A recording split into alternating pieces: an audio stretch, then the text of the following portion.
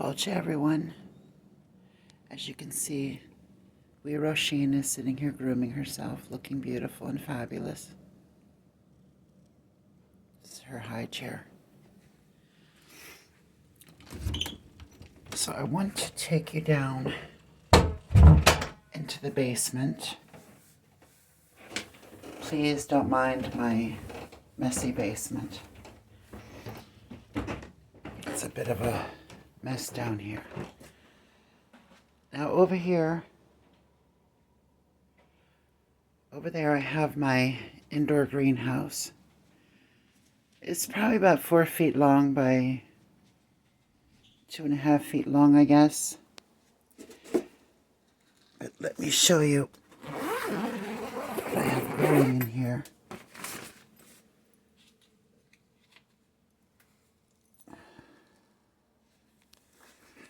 Okay, try to get these things situated here. So about 2 weeks ago I started. Now I have my heat pad down there, and it's actually quite warm in here as compared to the rest of the basement. The rest of the basement only has one duct over there that blows out for heat, so it's not exactly warm down here. But in here, with this heat pad right down here, as you can see, it keeps this little greenhouse very warm. So I have over here, I planted these about 2 weeks ago, and this is my curly kale. Okay, it's doing fab, doing great. I'll put these out in the front in the north garden come spring when the weather gets a little bit warmer, because these guys can grow very well in cold weather, which is great. Now over here I have my Italian long hots. These are peppers. They're very common peppers here in Philadelphia. These are loved on cheesesteaks and all kinds of good things. So those are my long hots. Now these will go out in the back in the south garden where it gets the most heat and the most sun. Over here I did a little experiment with some Cherokee purples that I took from last year, and all I did was dice them up while they were still in their pulp. And I wanted to see if I just put little pieces of them in with the pulp, if they would come up, and they haven't come up so far.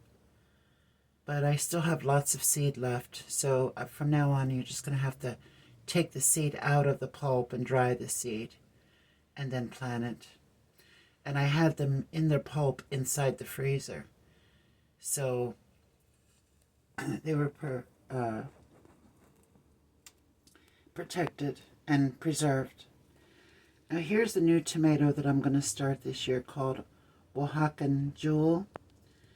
It's a Mexican type of tomato, which is very good for salsas and for sauces and different things. Now it gets like a yellowish, orangish, blushy type thing to it. So they're supposed to be very, very good. So I'll have quite a few of those to deal with this year. So this is really all I've started with my planting this year. Usually around this time, around Imbolc, I do start my seeds. But as you can see, they're doing quite well. Just underneath this, these grow lights, because it's very dark in the basement. There's no light. There's no windows here. There's only one window.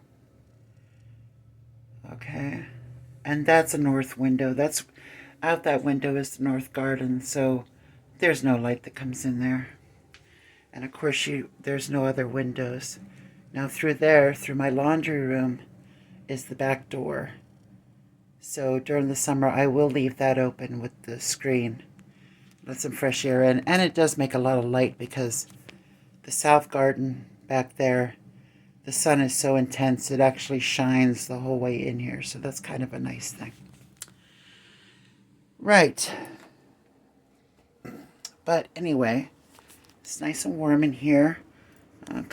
Oh, I actually do have to give these a little bit of water. I have to give these a little bit of water soon. So I'll just keep the water in the basin below, and this heats it up nicely so that it makes a good mist. And then in the springtime, when I start hardening them off, taking them outside, I'll gradually assimilate them to the air, and gradually they'll go into the shade, of course, and they'll gradually assimilate to the sun. But I'm just chuffed about my kale. I love to see when my curly kale starts growing, because I just can I can eat the curly kale every day, all day, for the rest of my life. So I always keep a good supply of that. Right, so I'm going to shut this up. I'm going to shut this up now and keep it nice and snug and warm. My lights are on a timer. They only go up to 12 hours at a time. So that's good for now. That's what I'm doing in the garden. Slumgaful. Bye, bye, bye.